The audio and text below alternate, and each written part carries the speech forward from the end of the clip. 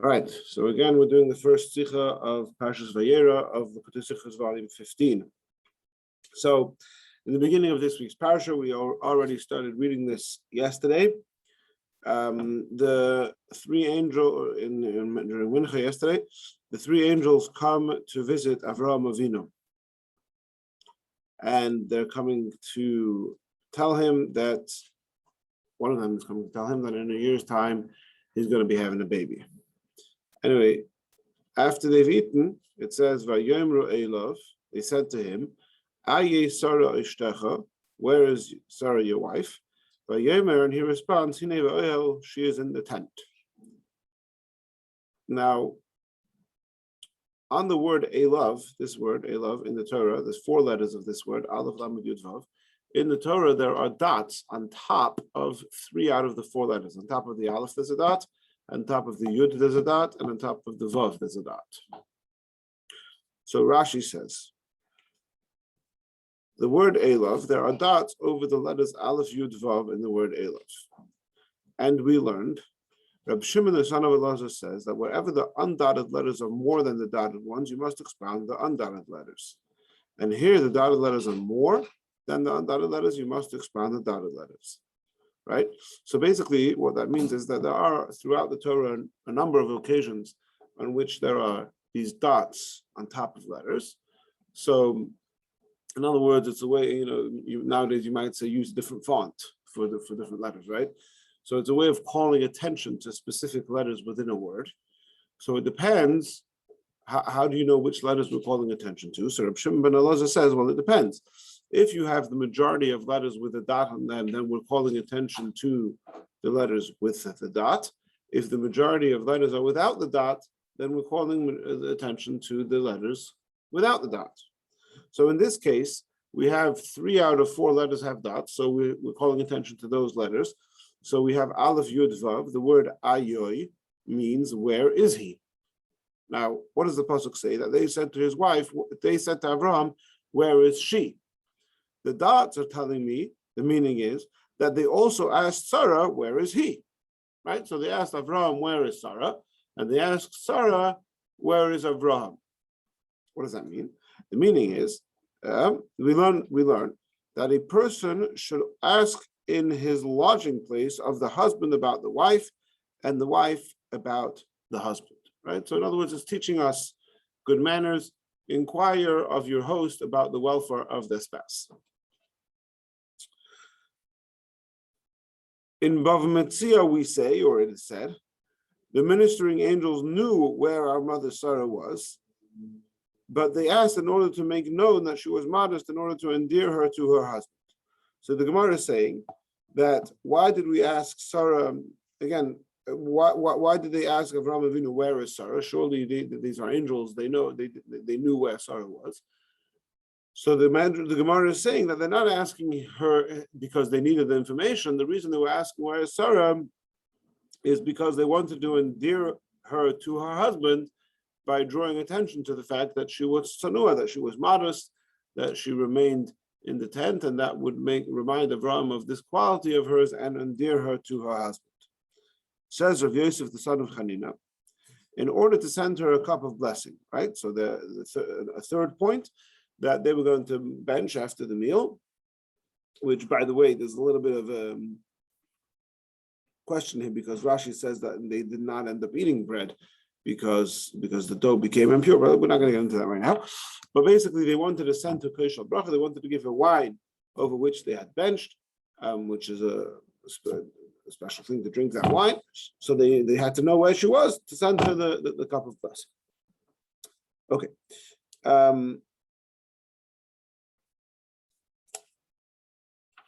So the Rebbe asks many questions on this Rashi, but let's just try and break them down and at least point out the main difficulties over here.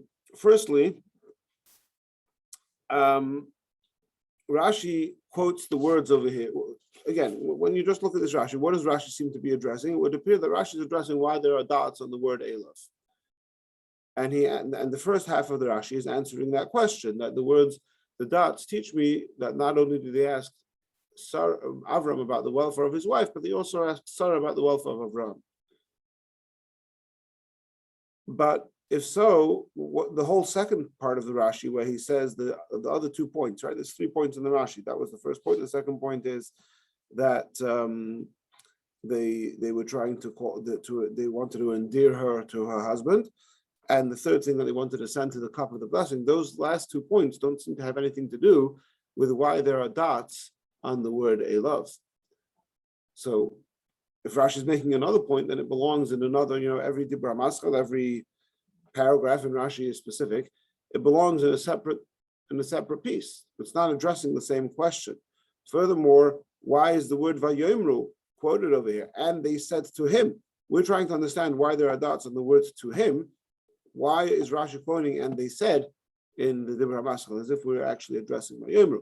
And as you might already start to be seeing, that actually what the Rebbe is going to say is sort of turn this on its head and say, no, actually, Rashi is not here to address why there are dots on Elav. Why there are dots on Elav is not of a concern to Rashi. And like we mentioned before, there are numerous times in the Torah where we have dots on top of specific words, and Rashi doesn't necessarily always address it. That's not that, Rashi's stated intent is Pshutish or Mikra. Why there's dots in the words doesn't necessarily, it's not necessarily part of Rashi's agenda to explain that. Here we have a problem with the word "and they said." There's something bothering Rashi with the word "and they said," and Rashi is going to address that question by explaining why there's dots on the word Elav. Okay, so right away, I'm sort of giving you a sneak ahead. The first thing we're doing over here is we're completely switching our frame of reference. When you first look at this Rashi, you assume that Rashi is coming to address why there's dots in the word Elav, but actually we're going to suggest that no, that's not what Rashi is addressing at all. Rashi is addressing something entirely different, and we're going to use the dots in Elav to answer another question that we have. Also, it's a little bit strange the way Rashi brings these 3 points in one continuum, without saying, number one, and then alternatively, davar acher. Rashi usually, when he brings multiple points, he says, davar acher, alternatively, or some other sort of, a way of bullet pointing this as 1, 2, 3. Whereas here, Rashi says them in one continuum, as if these 3 things are all complementing each other. Again, it's you read the Rashi in one, it's almost like Rashi just says, it's like confusing, like what's going on. Okay, so you look at. So, right, teaching it, we learn from this, a person should always ask the husband about the wife about the husband, okay? In Bav Metzia, it is said, the ministering angels know where Sarah, how does this come in? Is this something else? Is this adding on, again, missing over here.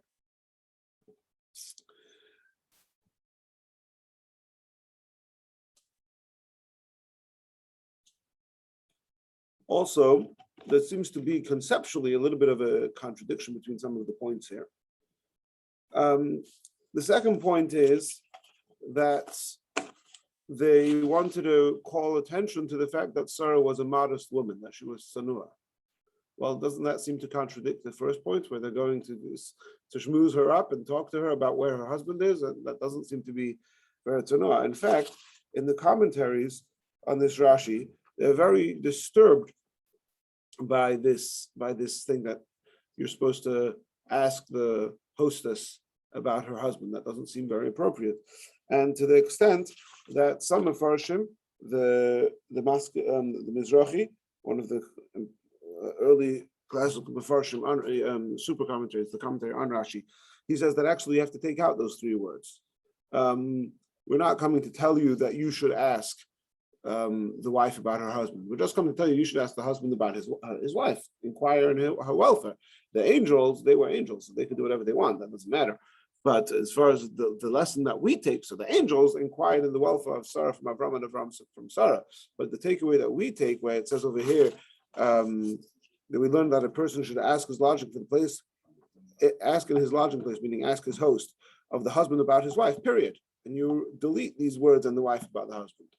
Right? Alternatively, the Maskal Adav, in another important commentary, he says, no, it depends. If we're telling you that if you're a man, then you should ask your host about the hostess. And if you're a woman, you should ask your hostess about the host. But we don't mean to suggest the way the simple, the straightforward reading of Rashi implies that you're supposed to ask, that a man should be asking his host about the hostess and the hostess about the host. That would be inappropriate. Now, but that is what Rashi says, at least in our reading of Rashi.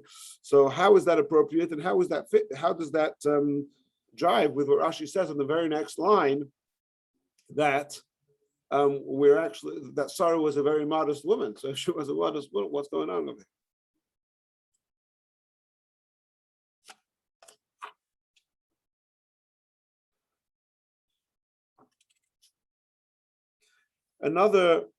Another important point, right? Rashi says, the principle over here, Shimon also says, that we have a way of, again, without different fonts, we have a way of calling attention to specific letters. And the way we do it is that if most of the majority of letters have dots, we're calling attention to those letters. If the minority of the letters have dots, we're calling attention to the non-dotted letters. So in this particular case, we have the word Elav, that's 4 letters, and we're trying to draw attention to the 3 letters, Aleph, Yud, Vav.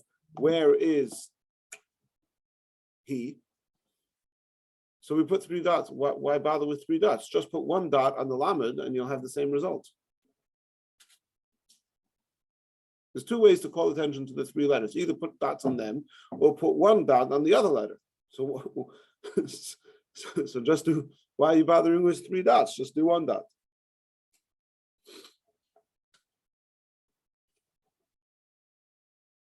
The Union of Ink Makers. The Union of Ink Exactly. Makers suggested it. Right.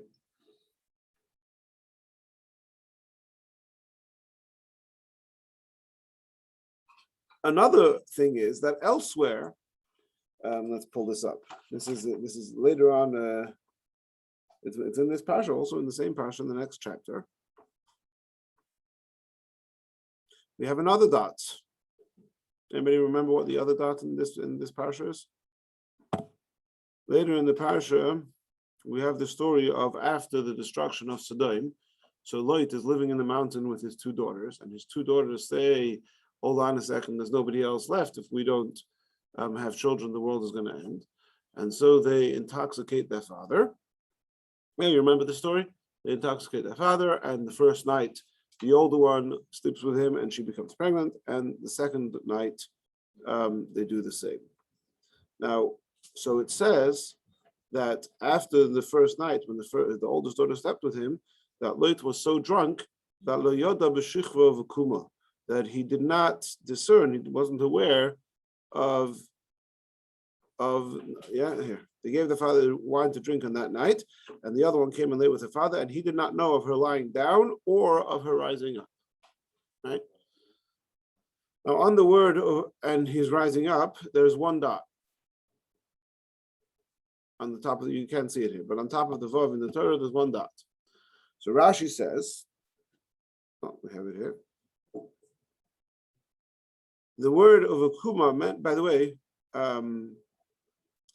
in halacha, you have the notion of shekruse shalit, when somebody is completely drunk, like the drunkenness to the extent of the drunkenness of Lot, then he is considered to, then anything he does, he's not considered to be liable, to be meaningful. Any transactions he makes, anything he does, he's considered to be completely not responsible for anything. So that's the reference is this type of drunkenness that he knew of absolutely nothing.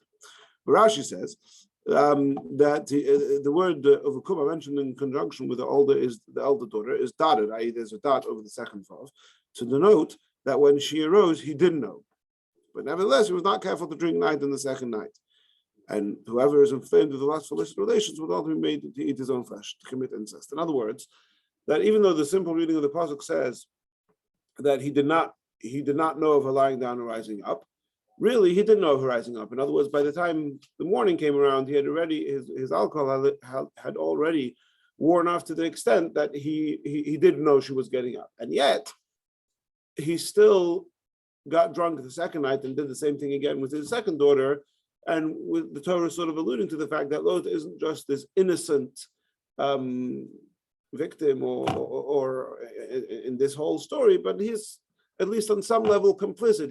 He's very happy to drink wine again the next night. Maybe it was just because the hangover, stay drunk, you avoid a hangover, but okay. So here we see, so what's going on here? Now, in our Rashi told us that if there's a dot on one letter, that means we calling attention to the rest of the word.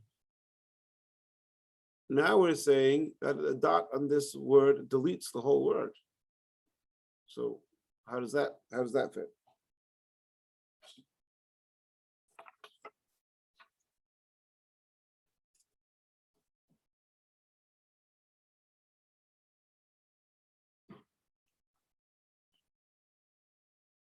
Yeah, another point that I made earlier, which I forgot to mention, was that before I mentioned that them asking her how's her husband would seem to not be in the spirit of modesty, of tznius. In a similar way, perhaps not as strong, but in a similar way, sending her kosher brachas might also be considered. Why are they sending her kosher bracha? Let Avram send a kosher bracha, or whatever. Is there some breach of tznius on some level by them sending her kosher bracha, which we'll see later. Okay. So we've asked quite a number of questions. I'm not going to quiz you on them all, but as we'll see now, that we're going to sort of suggest a whole new interpretation here, and everything falls very nicely into place.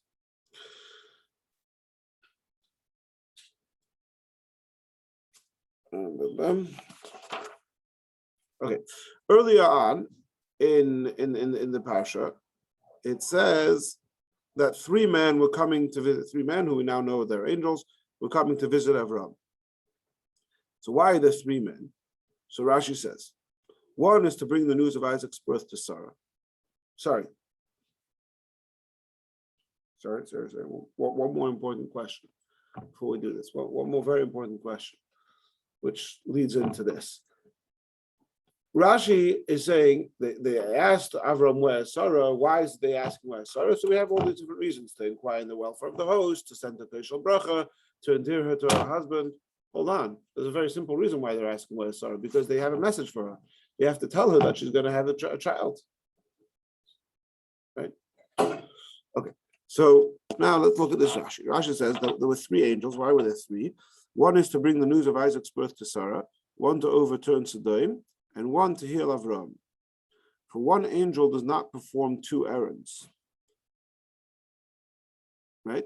So basically there were three missions over here: one to give the news to Sarah, one to heal Avram, one to overturn Sodom. So you can have three, and one angel can never perform two errands. Of Mela, we had to have three. How do we know this?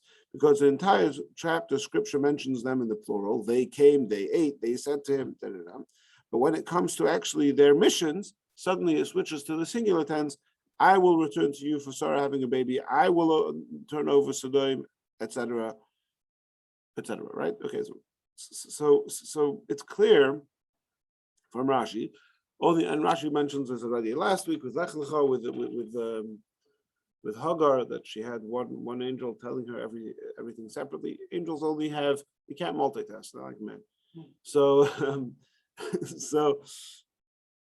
when it comes over here to Pasuk Tes, and they said to him, where's Sarah your wife?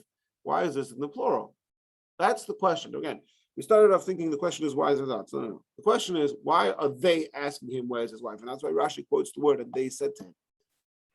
Right? Rashi wants to know, there's only one angel who needs to know where Sarah is. Why are they saying this to him? And now Rashi uses, again, the dots on top of the word in and of themselves are not necessarily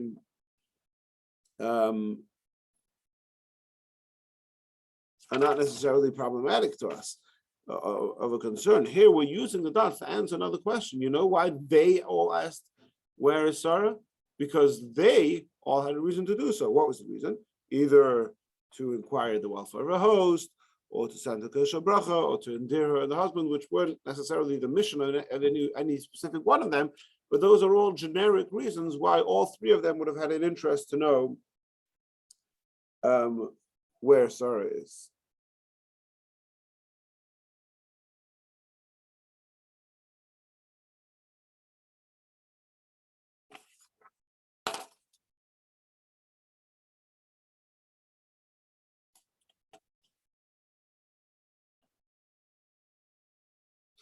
Now, one second.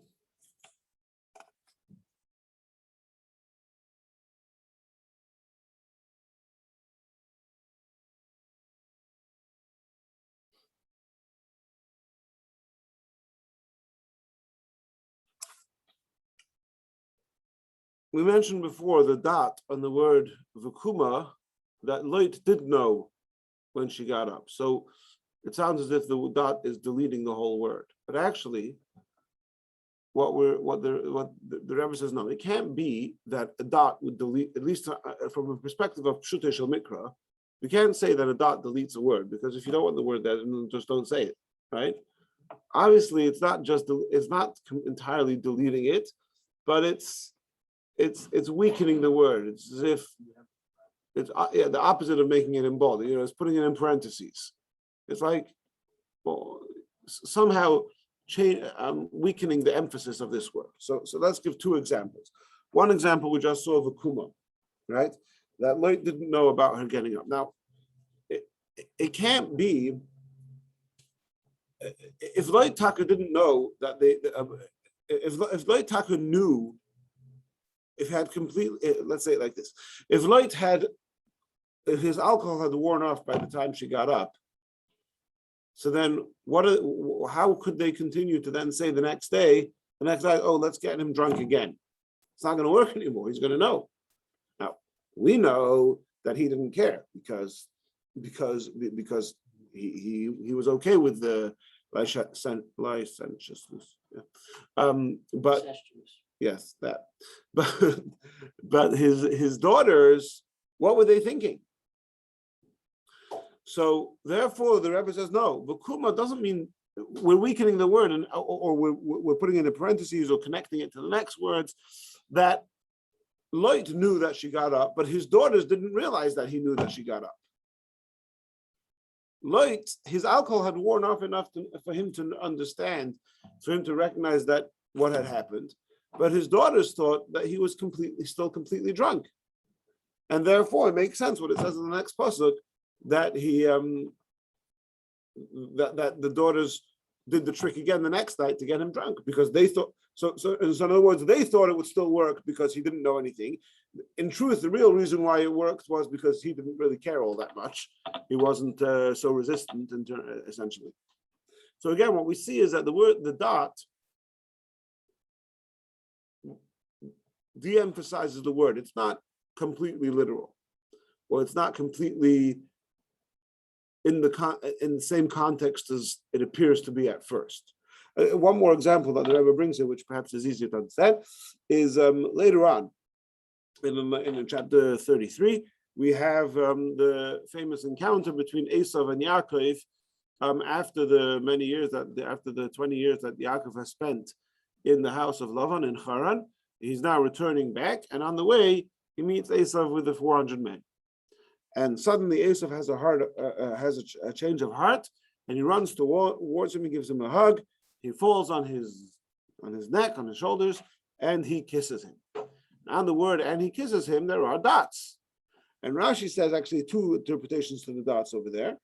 The first one is that he didn't kiss him wholeheartedly. And he didn't really kiss him. So even though it appeared like it wasn't so sincere, right? So again, there Rashi says another interpretation there that the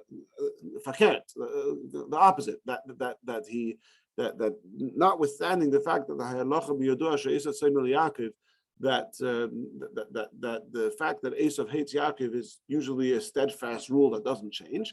In this particular case, there was sort of a miraculous change that he actually did kiss him. In that moment, there was a wholehearted love and a wholehearted kiss from Asav to Yaakov, right? Whichever one of those two interpretations we accept, what we see here is that the dots on the top of Yishakehu minimize something. According to the first interpretation, we're minimizing the kiss. It's not a wholehearted kiss. According to the second interpretation, we're minimizing the Asav. It's not a regular Asav kiss. This is a regular kiss, right? But again, the dots are minimizing the words. So let's bring this back to our context over here. We asked two questions on this. One question was, if all you're trying to do is call attention to the letters Aleph Yud Vav, that they ayoy, to tell us that they also inquired of Sarah about the welfare of her husband, then it should have been enough to just put one dot on the lamed. Why do we need three dots on Aleph Yud Vav? Secondly, doesn't it violate the whole theme of tznius, that we're trying to say how tznius she was, and yet we're saying that they were schmoozing with her? So the answer to both of those questions is that specifically by putting the dots on the Aleph and the Yud and the Vav, we're minimizing it, in that in some way they inquired of her in his welfare, but it was done in a calm, in a subtle, let's use that word, it was done in a subtle way. It wasn't explicit that they were schmoozing with her the same way they were schmoozing with Avram about her, so to speak. They were schmoozing with her about him.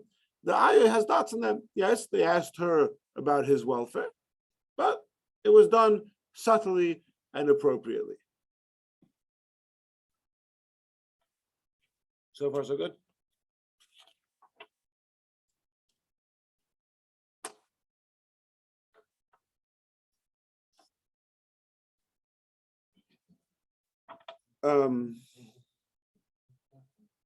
Okay, now, so again, we pointed out earlier that Rashi, he's saying three different points, but they're all complementing each other. It's not, point one and then alternatively point two, alternatively point three. These three are all complementing each other. So Rashi starts off by saying that again, why are they asking where is Sarah your wife, even though only one of them needs to know? The answer is because they all are, even though only one of them needs to know for their mission, but in terms of derech eretz, of teaching us how to be polite and how to be a good guest, it's relevant to all of them to inquire of their host about the welfare of his wife, right? Okay, but if it's all about inquiring about the welfare of the wife, then why do you need to say where is she? You just say how is she, right? Now, when you ask about somebody's welfare, there could be different ways you do it. You're just starting up a conversation, right? But why are they specifically choosing to use the word to start the conversation by saying where and not something else? How is she or anything else, right? So now Rashi adds, again, this is not alternatively, Rashi's adding. The primary point here is this. They were inquiring as to the welfare of Sarah. And again, that's something that's relevant to all of them. Now, more specifically, why did they use this wording where? So for that, Rashi adds these two things. And also right here, you notice, Rashi says, in Bava Metzia it is said, the Bava Metzia oimrim. Now, anybody who's familiar with Rashi and Chumash will know that this is a unusual way for Rashi to say this. In Bava Metzia it is said. And or in Bava Metzia they say, right? Or we say. The point is, Rashi is emphasizing that this is not just one opinion. Whereas the first thing Rashi said was in the name of a specific Tana, Reb Shimon ben Elosa, which we'll soon see what the significance of that specific Tana was, why Rashi mentions his name. But now Rashi continues in Bava Metzia, as I said, the thing that I'm going to say now could work with anyone. This is not limited to one opinion. And that is that the reason why they asked about her welfare by saying the word, where is she, was because they had a reason to say, where is she? What was that reason? And Rashi gives two suggestions. Either because, not either, both are true. Firstly, because they wanted to endear her to her husband by drawing attention to this virtue of hers that she was immodest. And secondly, to send her the cup of blessing. So again, these two points complement each other, because if it was just to endear her to her husband, okay, I mean, Avram already knows that she's tznius. You're not telling me, you're not revealing America over here. So discovering America. So we say no. They need to know where she was to send her the cup of blessing. But those two reasons together, he says, it can't just be to send her the cup of blessing, because he said the angels know already. In other words, on the one hand, it can't just be to endear her to her husband, because that's not news to Abraham that she's tznius. He knows that. On the other hand, it can't just be to actually find out her whereabouts, because they're angels; they know her whereabouts. But these two things together, we want to endear. We need to send her Kosher Bracha, but we can't just say, "Oh, give this to your wife over there," we're going to pretend that we don't know and say it in a way of where is she, so that, by the way, we can also remind you of this that you already know, that she has this quality of stis. Okay, so basically what we've just done now is demonstrated how all of these 3 points in Rashi are all complementing each other. They aren't alternative answers to one question. Now, so I believe we've now answered all the questions on the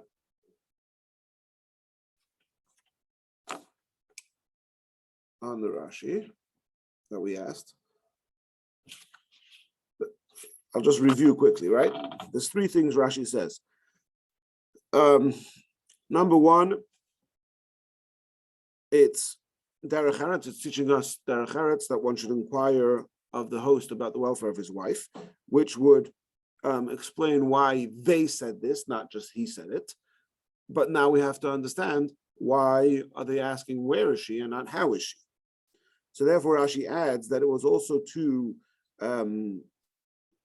ask her to endear her to her husband, which would also explain why there are dots on the word, on the 3 letters, not just on the 1 letter, because we're trying to emphasize that that they also asked her where is her husband, how is her husband, but that was done in a more subtle, appropriate, sneezed way, right? On the other hand, there's also something not entirely complete, because at the end of the day, Abraham already knows that. So Rashi adds that it was that we need to know her exact location.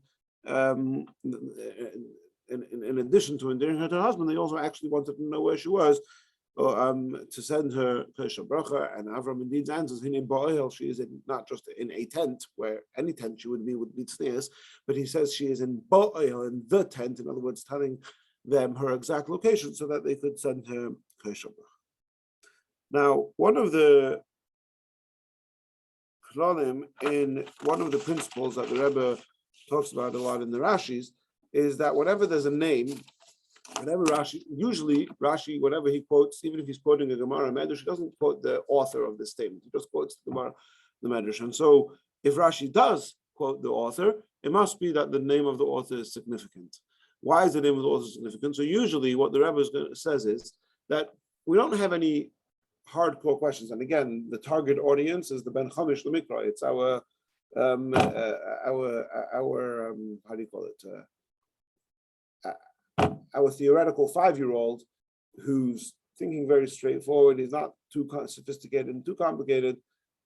He wants to understand, and Rashi's addressed all his questions. But then there might be the super sharp, seasoned 5-year-old who has another question, and Rashi will elude the answer to the question by calling attention to the name, to the author of this statement, and the seasoned student who knows more about that Tana, by knowing more about him, will be able to answer his question. So in this Rashi, there are 2 names mentioned. Over here it says Rabbi Shimon ben Elazar says, and over here it says Rabbi Yosef ben Chanina says.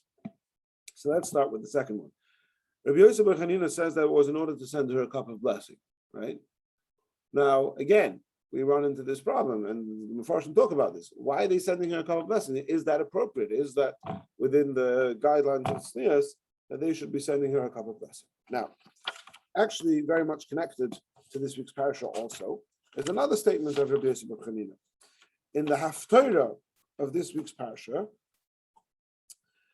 we have the famous story of the Shunamis, the Isha Shunamis, where Elisha Hanavi, the prophet Elisha, used to frequent her home, and she says to her husband, the Shunamis, the woman, the hostess, says to her husband that we have this godly man, this prophet, coming to us. We ought to treat him extra VIP. So they build for him this Aliyas Kir. They built him a special guest room. And then the continuation of the story where he promises her a child, and then she has the baby, and then the baby dies, and she goes back to Elisha, and Elisha revives the baby. As you know, if you're shaking your head, does that mean not familiar with the story? Just processing. Okay. So anyway, the famous story, and if you don't remember it, then you'll pay extra attention to the Haftarah this Shabbos. You'll hear the story. Now, over there, Rabbi Yossi Ber Chanina, it's a Gemara in Brachos Daf Yudam and Beis. He points this out. He says, note that it's the woman, the hostess, the wife, who's noticed that this man, and he didn't come and say, "Oh, I'm Elisha," right? She noticed that he must be a godly man, a prophet, and and that's why, and it was her initiative to build this guest room. So Rabbi Yosef Ber Chanina says, the woman is more discerning. The woman is able to better discern the qualities of the guest than is the husband. Let's look this up.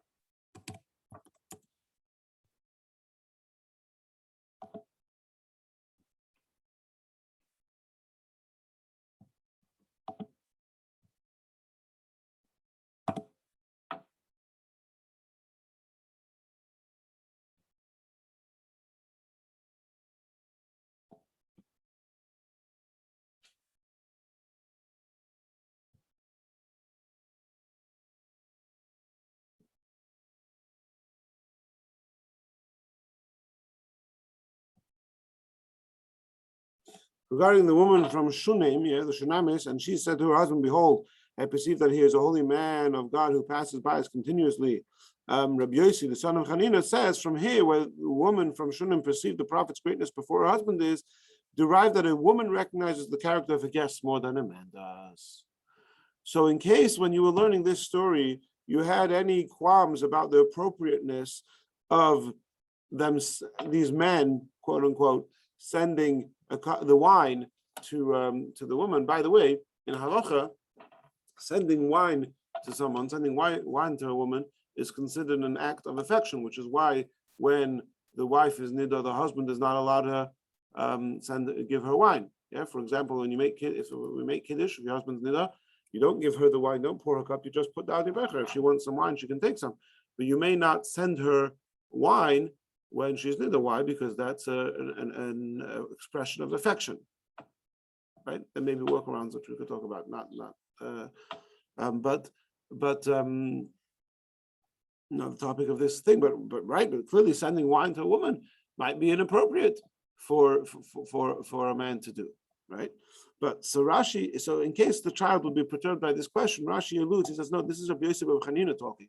Rabbi Yosef Ber Chanina has taught us that women are more perceptive as to the nature of guests than the husband. So even though Avraham might have been fooled by their appearances being simple Arab wayfarers, Sarah knew that they were angels. And therefore, obviously, there's nothing inappropriate about angels sending a woman wine.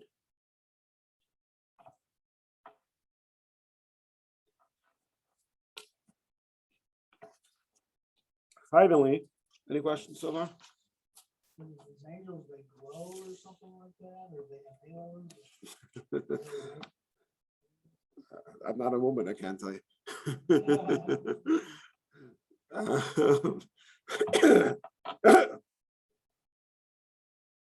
Okay, briefly, we'll finish off with this. In the beginning, we have Rashi quoting Shimon ben Elazar about the dots and the letters. And remember, it struck us as strange. We already addressed this question, but at the end of the day, it struck us as strange that we should have the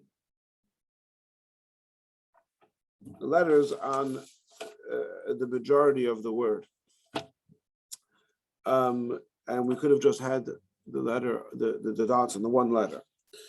Now, the Rebbe asks here a question, which he says Rashi is alluding to. I'm not sure I completely understand the question.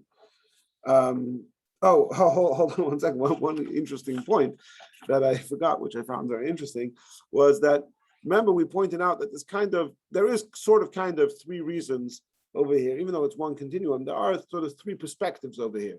One is we want to ask about her welfare. One is we want to endear her to the husband. And one is we want to send her kosher bracha. So the Rebbe said at the end of the day, there's three angels here with three different missions. They all have a different perspective, and therefore these three perspectives of asking Avram about the welfare of Sarah are all true, each one for a different angel. It's sort of a cute, an interesting twist to the whole thing.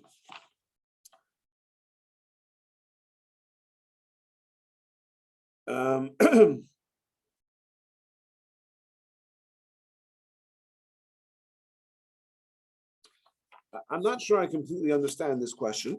The question is basically that if Elov, they said to him, the most important letter in that word would be the lamed, which is because the lamed means two, right? So they said to him, lamed as a prefix in and of itself means two. So why do we? So it seems strange that we have dots on ayah emphasizing the word, the letters aleph yud vav, when the emphasis is on when the main letter should be the lamed. Okay, we could discuss that at length. I'm not sure I completely understand the question, but I still want to address it because the Rebbe, because it's an interesting ending to the Sichos over here. That the Rebbe, again, so we're looking now at the name, and we're going to find another relevant statement from this same Tana. So now we're going to look at Masechtas Beitza. Masechtas Beitza, which anybody here do Daf Yomi? If you do, you just finished Beitza recently. Just finished Beitza recently. So in Beitza Yud Zayin Amud Aleph, let's bring that up over here.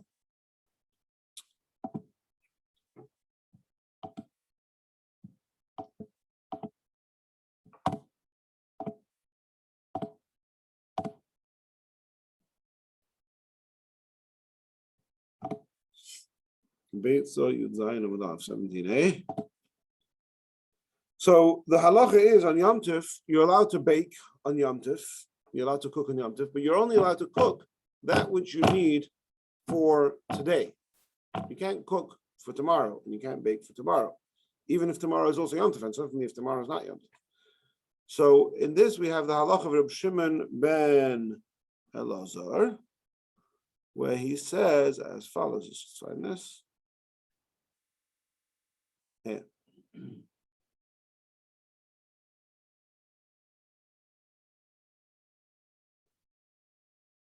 So the sages taught that one may not bake bread on the festival for the next day, i.e. on the first day of the holiday for the second day in the diaspora, and certainly not for Yom Tov for the weekday. Nevertheless, they said that a woman may fill an entire pot, although she only requires one piece, and he may fill an entire barrel of water, although he only requires one jug, but with regards to baking, he may only bake that which he requires for one day. So basically the point of this statement is, we haven't yet got to Reb Shimon ben Elazar, is that if the extra piece I'm going to do enhances the first thing that I'm going to do, sorry. Okay, there's two, by the way, these halachas are extremely relevant. Halacha l'maaseh, the shilas that I get in Yom Tif are always related to this piece of Gemara here. There's two caveats. The rule is you're not allowed to cook today what I need for tomorrow. There's two caveats. One is, it's also for the night. On the first day Yom Tov, I can't heat up food for the night meal because the night is already the next day, right? There's two caveats. One is when you're doing something in one act, right? So if I take a pot full of meat and I put it on the fire, it doesn't make a difference if there's one piece or 10 pieces of meat in the pot. It's just one act of putting a pot onto the fire, right? That's A. B, sometimes you could have that I only need one piece of meat, but what's tastier, a piece of meat that was cooked by itself in the pot, or a piece of meat that was cooked together with 10 other fat pieces of meat? So even though my main intention for the 10 pieces of meat may be because I want them for tonight, but because 10 pieces of meat also enhance the quality of the one piece that I need for today, it's permissible. Don't try this at home. There's many rules and details, and if it's relevant to you, Lamaisa, we'll discuss it. But those are the basic principles. So now we have the statement of Reb Shimon ben Elazar, where he says that the same would apply to bread. That a woman, it's not dafka a woman, it just used to be the norm. Maybe still is the norm for the woman to be the one baking the bread. So a woman is allowed to fill the entire oven with bread, even though she only intends to use one loaf on that day, because bread is baked well when the oven is full, right? In other words, again, the Paskim say clearly this doesn't apply to the ovens that we have nowadays, but back in the day, where you had an old-fashioned oven with a fire, the more empty space in the oven, whether it's about the even spreading of the heat, or it's about whatever exactly the science is, somehow having the oven full of bread enhances that one piece of bread. And indeed, the halacha follows from Shimon ben Elazar if you have an old-fashioned oven like that. Okay. The relevant point over here is that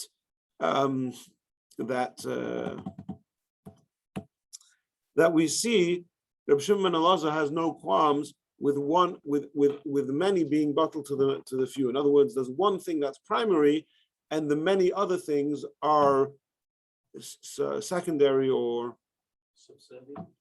okay. Yes, that's the word. Want to say that again? Subsidiary. Right? So it's a subsidiary to the few. So in the case of that we're discussing here, Reb Shimon ben Elazar is not going to have a problem with 3 letters being subsidiary to the 1 letter, just like here, he doesn't have a problem with 9 loaves of bread being subsidiary to the 1 loaf of bread. Okay, Miyena Shal Torah. You know what?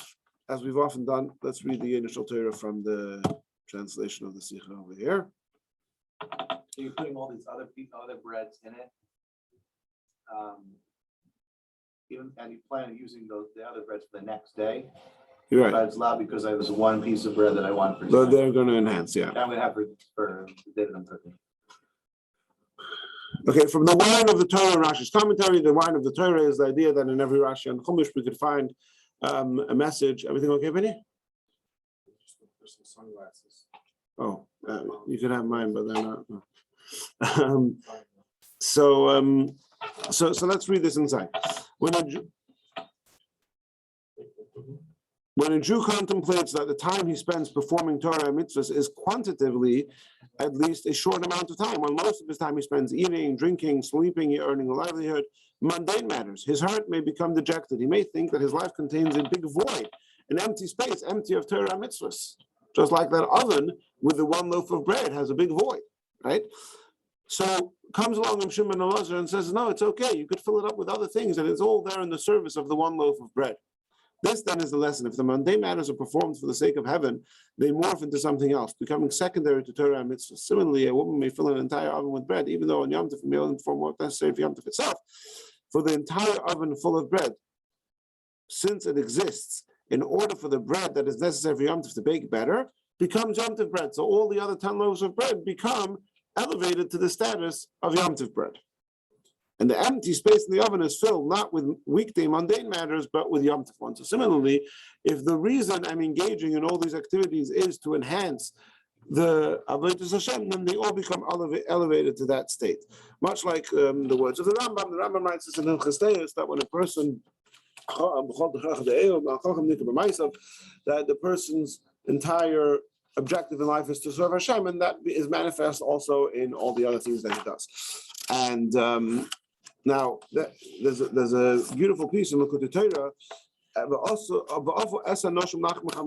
which is a pasuk taken from the Teichacha, from the opposite of the blessings in Parshas Kisavei, and that says that 10 women will bake your breads in 1 oven. So the Rebbe in Likute Torah says like this: Lechem is made from wheat. Bread is made from wheat. Wheat in Hebrew is chita ches tes hey, ches tes hey, 8, 9, 5. The gematria is 22. 22 is the 22 letters of the Aleph base. So wheat corresponds to the 22 letters of the Aleph base, which is Torah study. Now, what's the difference between wheat and bread? Bread is baked wheat, right? Why? Because if you have the wheat, if you don't bake the wheat, you're not going to be able to ingest it. It's not going to become part of your, it's not going to become absorbed in your bloodstream, right? So we have wheat, which corresponds to 22 letters of the Torah, corresponds to learning Torah, and then we need to bake it. We need to bake it in order that the Torah that we learn should actually impact us, should actually affect us, so that it becomes absorbed in our Ramach Ivarim. Now, how do you bake the bread? Bake the bread by serving Hashem. It comes from Shimon ben Elazar and reminds us that everything we do can and therefore should be done in the service of baking the bread.